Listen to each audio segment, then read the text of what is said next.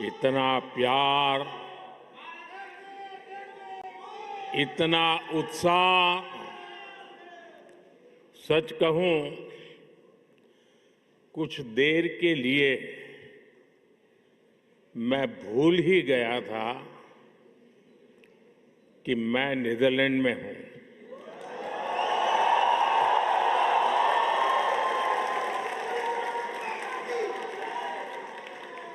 ऐसे लग रहा है जैसे भारत में ही कहीं कोई फेस्टिवल चल रहा है।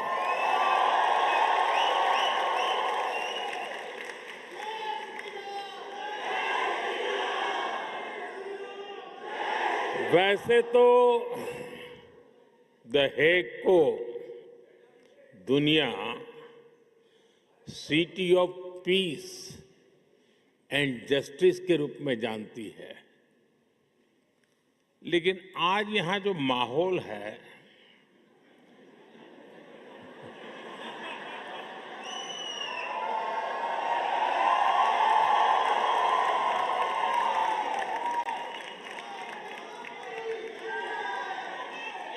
इस माहौल को देखकर लग रहा है कि the Hague living symbol of Indian friendship बन गया है।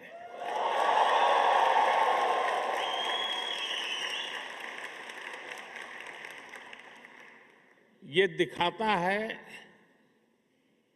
कि पासपोर्ट का रंग तो बदल सकता है,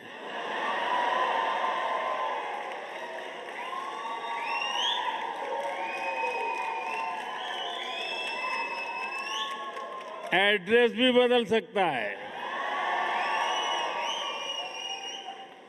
टाइम जोन भी बदल सकता है,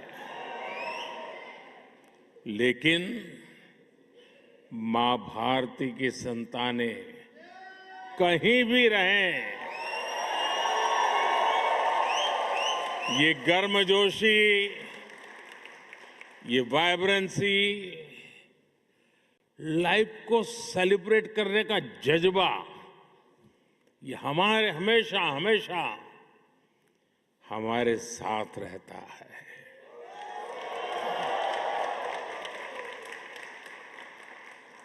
मैं आप सभी का इस वार्म वेलकम के लिए बहुत बहुत आभार व्यक्त करता हूं। और जब मैं यहां प्रवेश कर रहा था तो पूरा महाराष्ट्र, छत्रपति शिवाजी महाराज,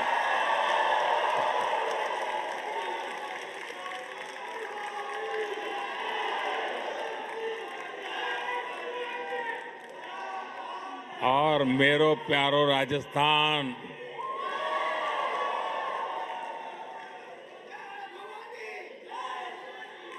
और ए फॉर असम,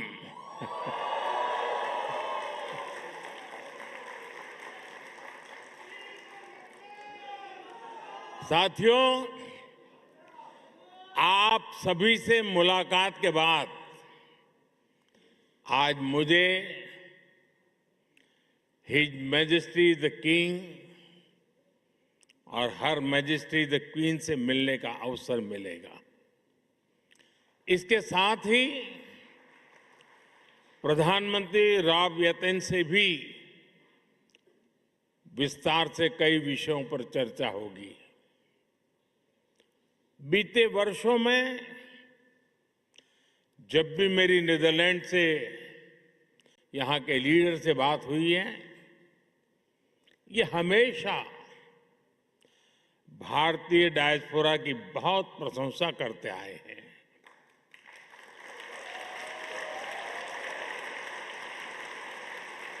मतलब कि आप सबकी प्रशंसा करते हैं।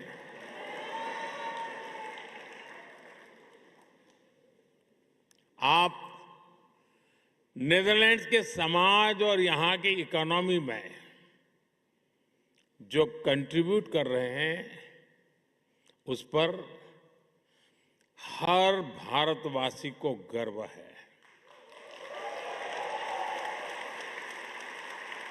मैं आज इस अवसर पर नीदरलैंड की जनता का, यहां की सरकार का आभार व्यक्त करता हूं। मैं यहां की जनता को 140 करोड़ भारतवासियों की तरफ से अपनी शुभकामनाएं देता हूं।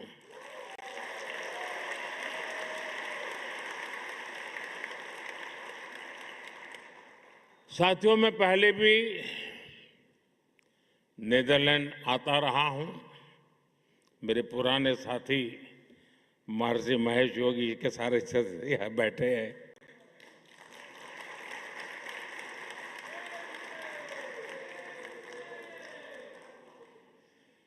और यहां रहने वाले भारतीय समुदाय से भी मेरा खासा परिचय रहा है। यहां बैठे अनेक परिवारों की कहानी केवल माइग्रेशन की कहानी नहीं है। ये एक संस्कृति की, आस्था की, तमाम संघर्षों के बीच ये प्रगति की कहानी है।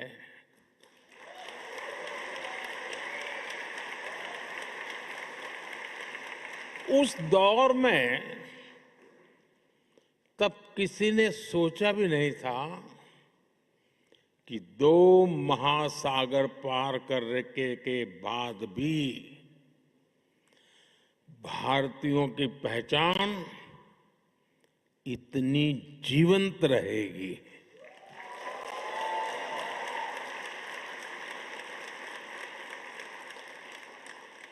आपके पूर्वज बहुत कुछ पीछे छोड़कर आए थे, लेकिन कुछ चीजें हमेशा उनके साथ रही। अपनी मिट्टी की खुशबू, अपने त्योहारों की स्मृतियां, भजन की धुनें और अपने पूर्वजों के संस्कार। साथियों, मानवता का इतिहास साक्षी है कि समय के साथ अनेक संस्कृतियां मिट गई, लेकिन भारत का डाइवर्स कल्चर आज भी अपने लोगों के दिलों में धड़कता है।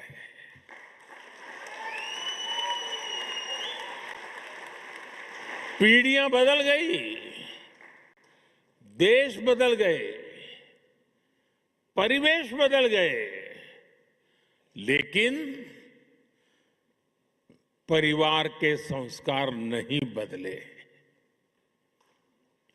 अपनापन नहीं बदला। आपने डच भाषा को अपनाया, लेकिन अपने पुरखों की भाषा को भी छोड़ा नहीं।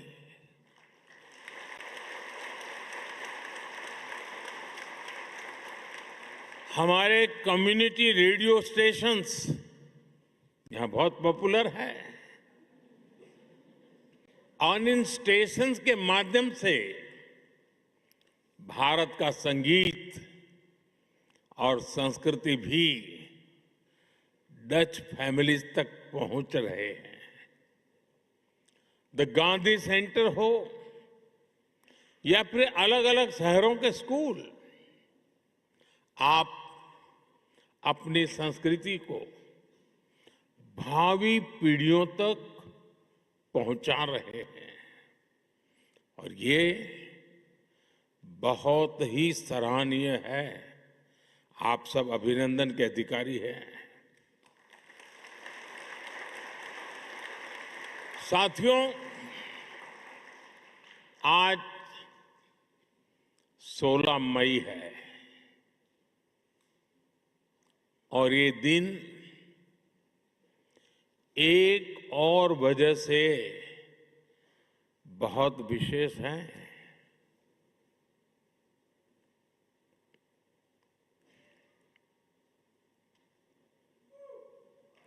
सोच रहे हैं ना? सोचिए, जरा और सोचिए। आज से 12 वर्ष पहले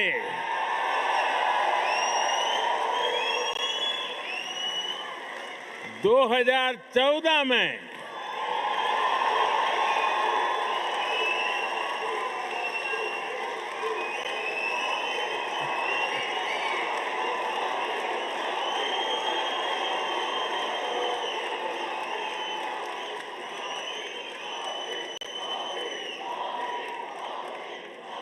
सोलह मई 2014 कुछ खास हुआ था। 2014 में आज के ही दिन लोकसभा चुनाव के नतीजे आए थे। दशकों बाद भारत में स्थिर और पूर्ण बहुमत वाली सरकार का बनना पक्का हुआ था।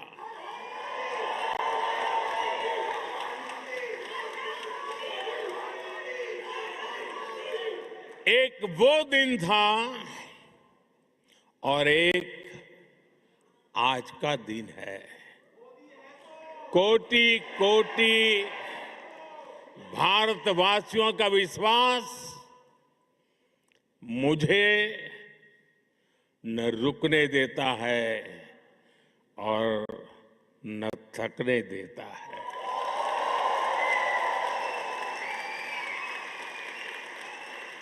ये नॉन स्टॉप चले ही जा रहा है। साथियों, बहुत छोटी आयु से ही मैं देशभक्ति के रंग में रंग गया।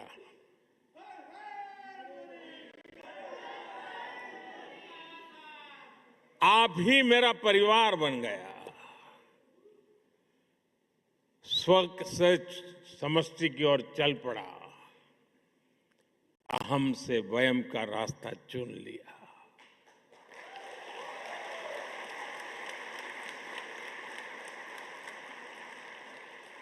और फिर तो आपका सुख ही मेरा सुख बन गया। आपका कल्याण ही मेरा कर्तव्य बन गया।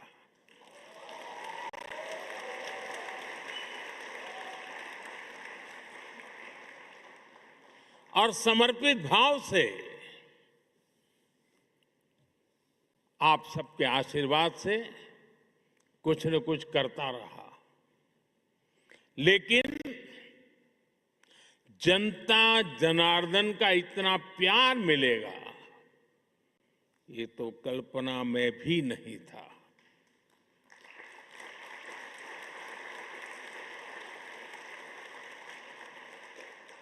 जब पीछे मुड़कर देखता हूं, 13 वर्ष मुख्यमंत्री के रूप में, 12 वर्ष प्रधानमंत्री का सेवा काल,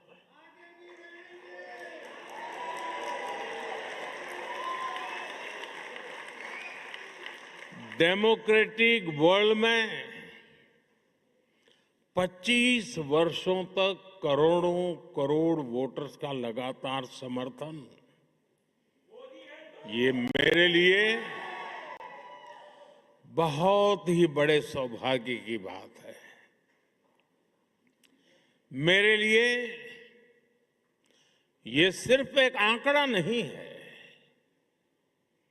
ये आपके आशीर्वाद, ये मेरी बहुत बड़ी पूंजी है। देश का ये प्यार, ये आशीर्वाद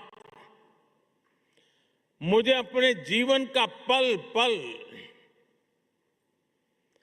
देशवासियों के सपनों को पूरा करने के लिए प्रेरित करता है। साथियों, दुनिया का कोई भी देश हो, अगर उसे आगे बढ़ना है तो उसे बड़े सपने देखने ही होंगे।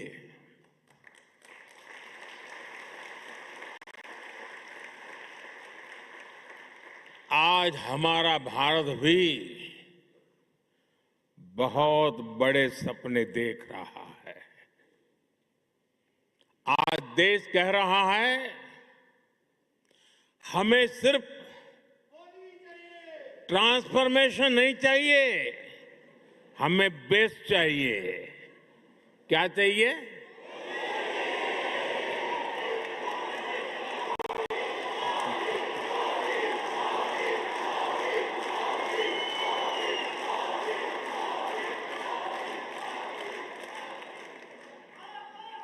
और हमें सिर्फ बेस्ट ही नहीं, हमें फास्टेस्ट चाहिए।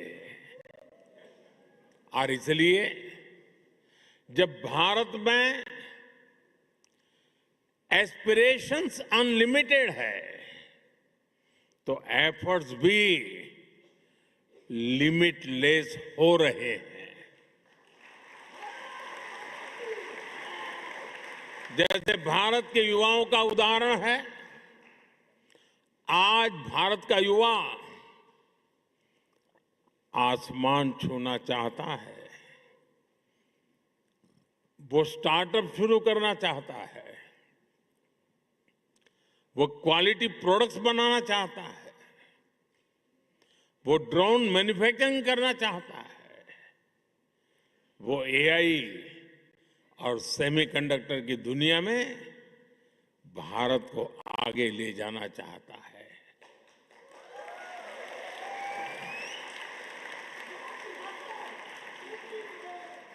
इसलिए ही भारत का स्टार्टअप इकोसिस्टम लगातार हो रहा है। अब हम दुनिया के तीसरे सबसे बड़े स्टार्टअप इकोसिस्टम वाले देश हैं।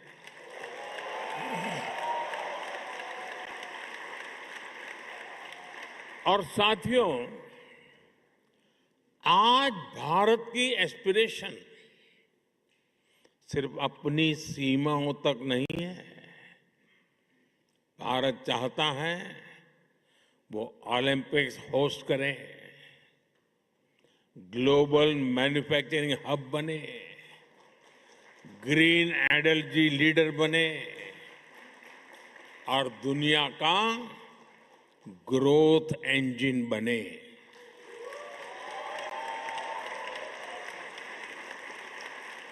बात वही है, एस्पिरेशंस अनलिमिटेड है और हमारे एफर्ट्स की स्केल भी उतनी ही बड़ी है। Record highway construction, record rail electrification, Vande Bharat जैसी सेमी हाई स्पीड ट्रेनें और दुनिया का इतना बड़ा रिन्यूएबल एक्सपांशन, बड़े से बड़ा लक्ष्य हो, आज का भारत कहता है हम ये लक्ष्य पाकर के ही रहेंगे।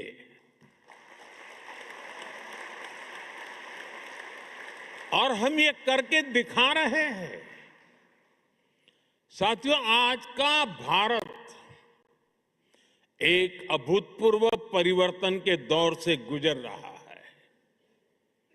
आपने हाल में देखा होगा कि दुनिया की सबसे बड़ी और सफल एआई समिट भारत ने आयोजित की।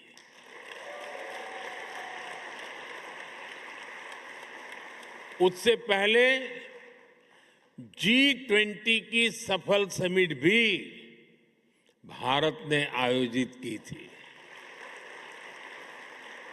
और ये कोई वन टाइम इवेंट नहीं था, ये आज के भारत का मिजाज बन गया है। दुनिया का सबसे बड़ा यूनिक आइडेंटिफिकेशन प्रोग्राम भारत ने चलाया। दुनिया के सबसे बड़े फाइनेंशियल इंक्लूजन प्रोग्राम में से एक भारत ने चलाया। जिस स्केल पर भारत डिजिटलाइजेशन कर रहा है वो अभूतपूर्व है। दुनिया की सबसे बड़ी government funded health insurance scheme Bharat चला रहा है। और हां, चांद पर भी भारत वहां पहुंचा जहां पहले कोई नहीं पहुंच पाया था।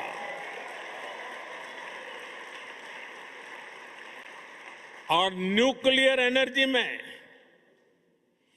दुनिया के सबसे एडवांस फास्ट ब्रीडर रिएक्टर भी आज सफलता के साथ भारत काम कर रहा है।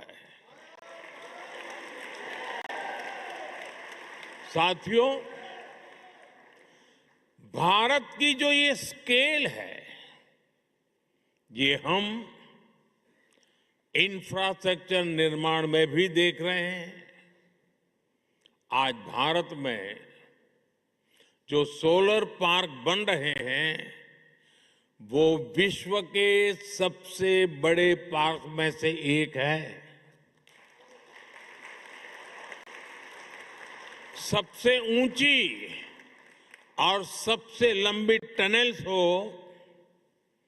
सबसे ऊंचे और लंबे ब्रिजेज हो, सबसे लंबे एक्सप्रेस वे हो, सबसे बड़े मेट्रो नेटवर्क हो, सबसे बड़े सिविल एविएशन नेटवर्क हो, सबसे बड़े इलेक्ट्रिफाइड रेल नेटवर्क हो, इनमें से अनेक आज भारत में बन रहे हैं।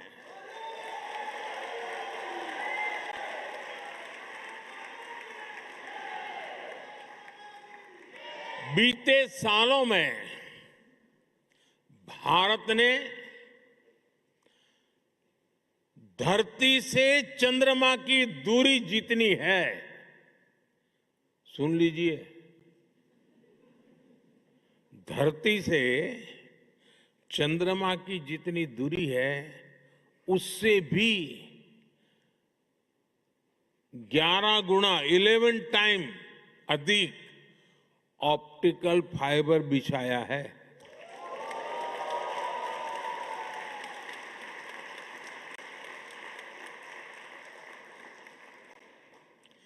एक दशक पहले हम मोबाइल फोन इंपोर्ट करते थे। आज भारत दूसरा सबसे बड़ा मोबाइल मैन्युफैक्चरर है। साथियों, ये जो स्पीड और स्केल है, इसके अलावा आज के भारत की एक और पहचान है। आज का भारत इनोवेशन पावर्ड है।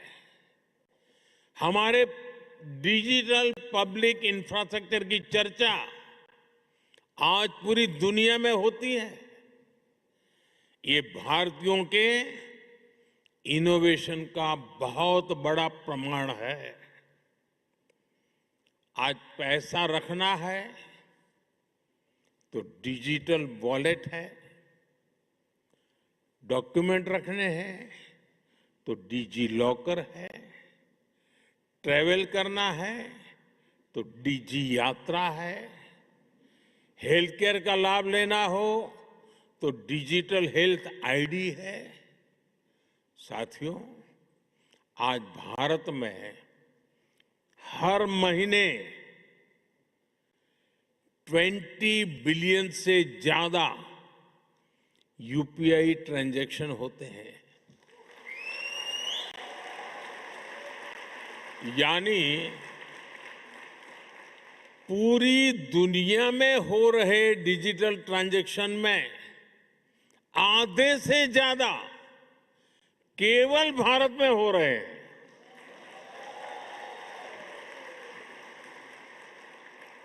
और स्टार्टअप तो आज भारत के युवाओं का मिजाज बन चुका है। 12 साल पहले देश में 500 से भी कम स्टार्टअप्स थे। आज ये संख्या बढ़कर 2 लाख से ज्यादा हो गई है।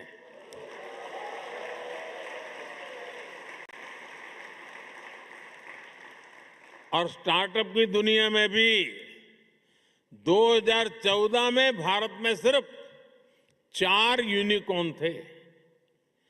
आज भारत में करीब 125 एक्टिव यूनिकॉर्न है।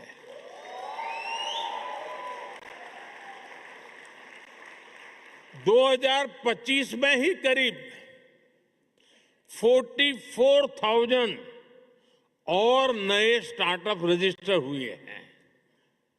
आज एआई, डिफेंस और स्पेस सेक्टर में हमारे स्टार्टअप बहुत शानदार काम कर रहे हैं।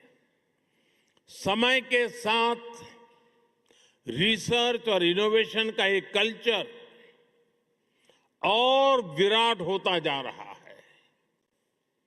पिछले वर्ष ही भारत में 1.25 लाख से अधिक पेटेंट फाइल किए गए हैं। साथियों, भारत चिप मेकिंग में, सेमी कंडक्टर सेक्टर में भी बड़े कदम उठा रहा है।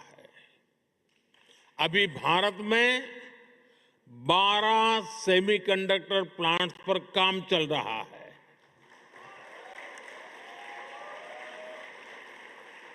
इनमें से 2 प्लांट्स में प्रोडक्शन भी शुरू हो चुका है। यानी अब चिप भी design India, made in India होगी।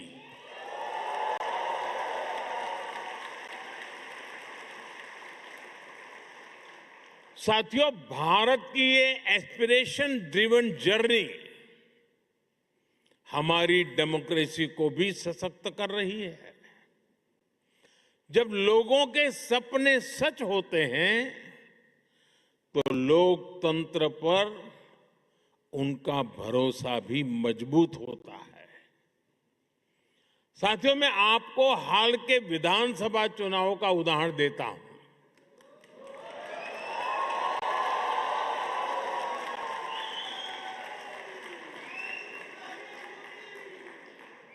असम, बंगाल,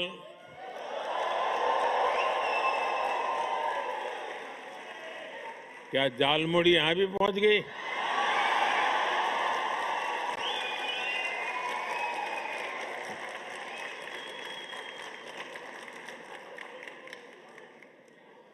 असम, बंगाल, केरलम, तमिलनाडु और पुडुचेरी में इस बार 80 से 90% तक वोटिंग हुई। और इसमें भी विमेन पार्टिसिपेशन बहुत ज्यादा बढ़ी है। और ये हर राज्य का ट्रेंड है।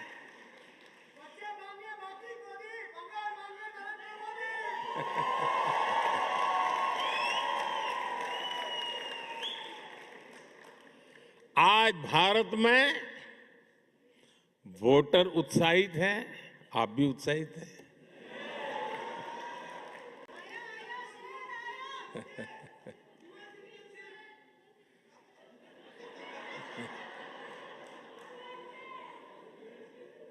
साथियों, हमें गर्व होता है हर साल वोटिंग के रिकॉर्ड टूट रहे हैं।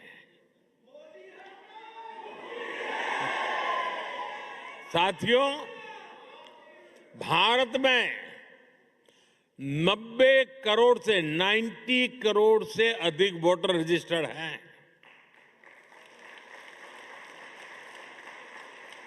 2024 के लोकसभा चुनाव में 64 करोड़ लोगों ने वोट डाला,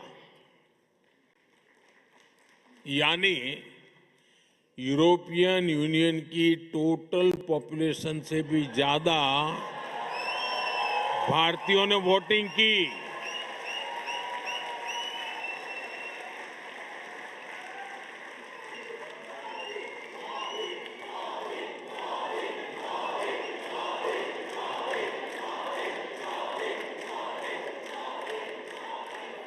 भारत अपने हर सिटीजन की डेमोक्रेटिक पार्टिसिपेशन को वैल्यू करता है और मदर ऑफ डेमोक्रेसी के रूप में ये हम सभी के लिए बहुत गर्व की बात है।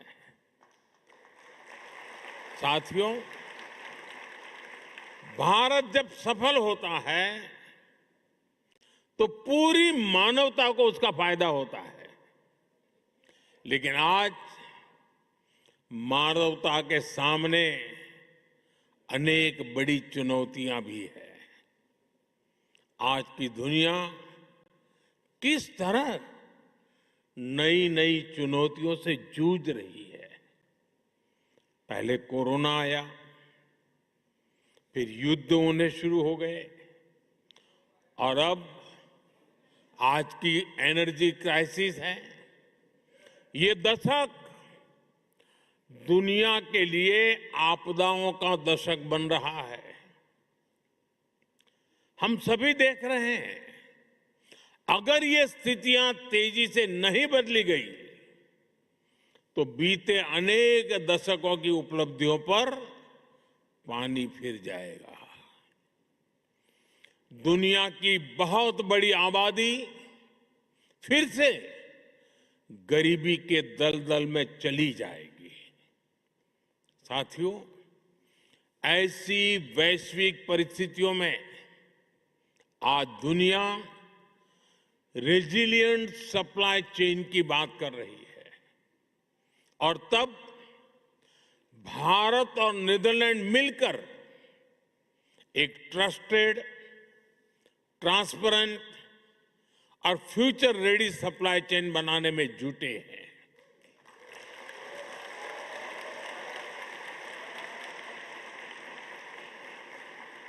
एनर्जी सिक्योरिटी से लेकर वाटर सिक्योरिटी तक नीदरलैंड्स और भारत मिलकर काम कर रहे हैं। ग्रीन हाइड्रोजन को लेकर हमारा कोऑपरेशन बहुत महत्वपूर्ण है और भारत और यूरोपियन यूनियन के बीच जो ऐतिहासिक ट्रेड एग्रीमेंट हुआ है, इससे भारत और नीदरलैंड की साझेदारी और मजबूत होगी और इसका लाभ आप सभी को भी होगा। भारतीय बिजनेस के लिए यूरोप में प्रवेश का नेचुरल गेटवे नीदरलैंड बनेगा।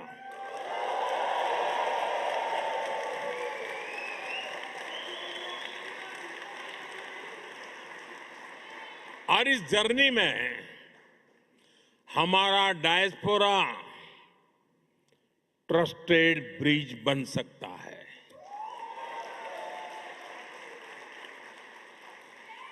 और मैं इसलिए कहता हूं कि डायस्पोरा इंडिया की एंबिशन को भी समझता है और यूरोप के स्टैंडर्ड्स को भी जानता है। इससे यहां बसे भारतीयों को भी भारत के हाई क्वालिटी प्रोडक्ट्स के अधिक अवसर मिलेंगे। साथियों, नेदरलैंड ट्यूलिप की धरती है और यहाँ के खूबसूरत ट्यूलिप्स को देखने के लिए दुनिया भर के लोग यहाँ आते हैं। भारत में भी दुनिया के सबसे बड़े ट्यूलिप गार्डन में से एक हमारे जम्मू कश्मीर में है, श्रीनगर में है। और जिस तरह नेदरलैंड को ट्यूलिप्स के लिए जाना जाता है, वैसे ही भारत लोटस यानी कमल के लिए जाना जाता है।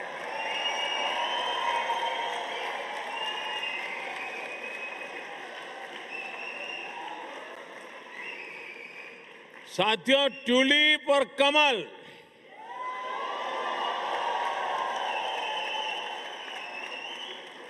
दोनों फूल हमें बताते हैं कि जड़ें चाहे पानी में हो या धरती पर, अगर सही पोषण मिले तो सुंदरता भी मिलती है और स्ट्रेंथ भी आ जाती है।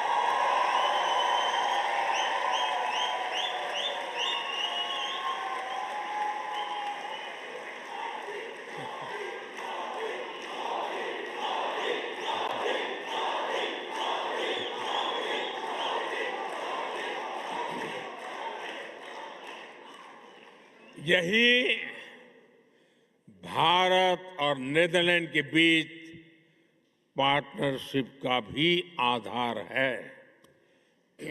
साथियों, हमारे बीच दोस्ती की एक और कड़ी है जिसकी उतनी चर्चा नहीं होती, और वो है स्पोर्ट्स। हम दोनों देश स्पोर्ट्स के क्षेत्र में बहुत कुछ मिलकर कर रहे हैं। अब जैसे क्रिकेट है,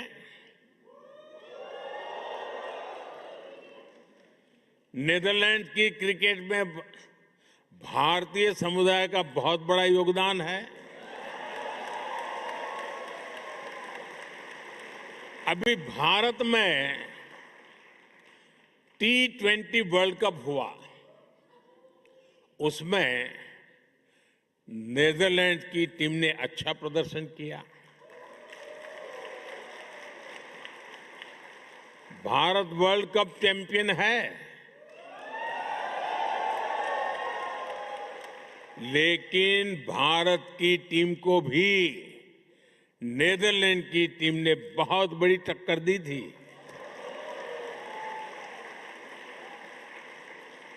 जब हम तेजा निदामनुरू और विक्रमजीत सिंह को नेदरलैंड की जर्सी में देखते हैं, या फिर जब आर्यन दत्त जैसे युवा खिलाड़ी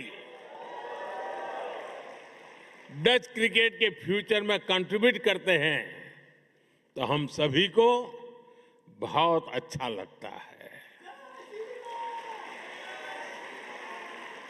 साथियों, जैसे क्रिकेट में भारतीयों का योगदान है, वैसे ही भारत की हॉकी में नेदरलैंड्स का भी बड़ा कंट्रीब्यूशन है।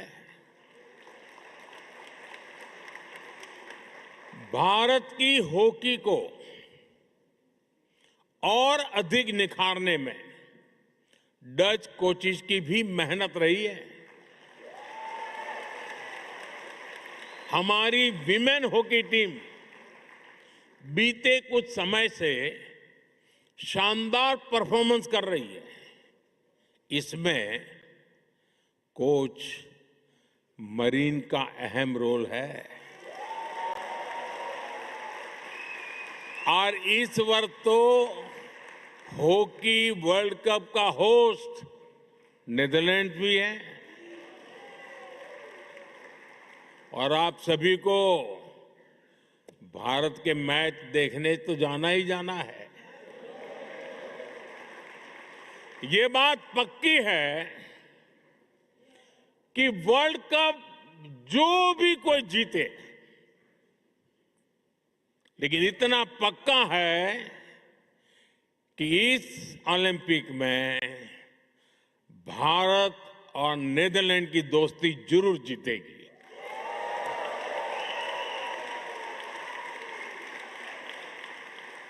साथियों, भारत और नीदरलैंड के बीच के रिश्ते की असली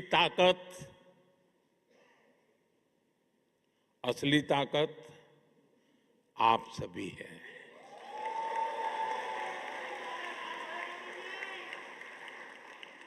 आप इस पार्टनरशिप के जीवंत सेतु हैं, जीवंत ब्रिज है। इसलिए भारत सरकार ने सूरीनामी हिंदुस्तानी समाज के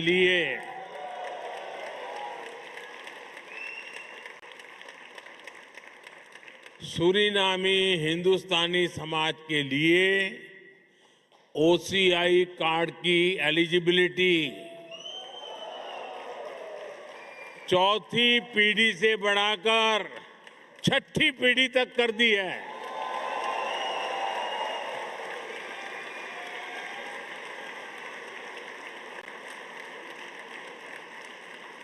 साथियों, 21वीं सदी का भारत अवसरों की भूमि है। भारत टेक्नोलॉजी ड्रिवन भी है और ह्यूमैनिटी ड्रिवन भी है। भारत जितना एंशिएंट है उतना ही मॉडर्न बन रहा है। इसलिए ये समय भारत में आपके पुरखों के गांव से जुड़ने का भी है और विकसित भारत की जर्नी में भागीदारी का भी है। मैं नीदरलैंड्स में भारतीय समुदाय के सभी साथियों से कहूंगा, आप भारत में ज्यादा से ज्यादा सहयोग बढ़ाएं। इससे भारत का सामर्थ्य भी बढ़ेगा और आपके इन्वेस्टमेंट पर रिटर्न भी ज्यादा मिलेगा।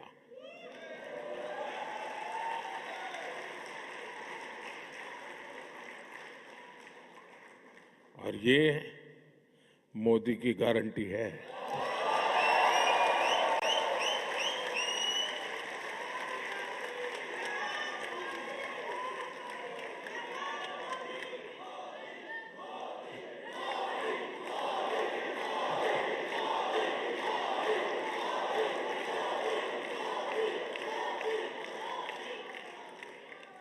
मैं इसी भाव के साथ इतनी बड़ी तादाद में आप सब आए, आप सबके दर्शन करने का सौभाग्य मिला, मुझे बहुत खुशी हुई। इसी भाव के साथ मैं अपनी बात समाप्त करता हूं। इतने गर्मजोशी भरे वेलकम के लिए फिर से आप सबका बहुत बहुत धन्यवाद। भारत माता की, भारत माता की, भारत माता की बहुत बहुत धन्यवाद। देवियों और सज्जनों, बहुत बहुत धन्यवाद।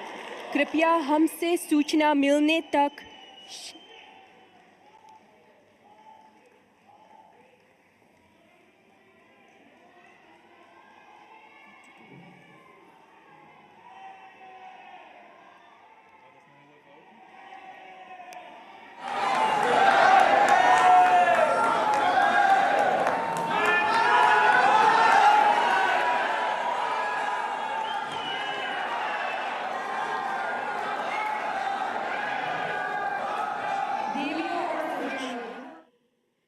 पीछे छोड़कर आए थे,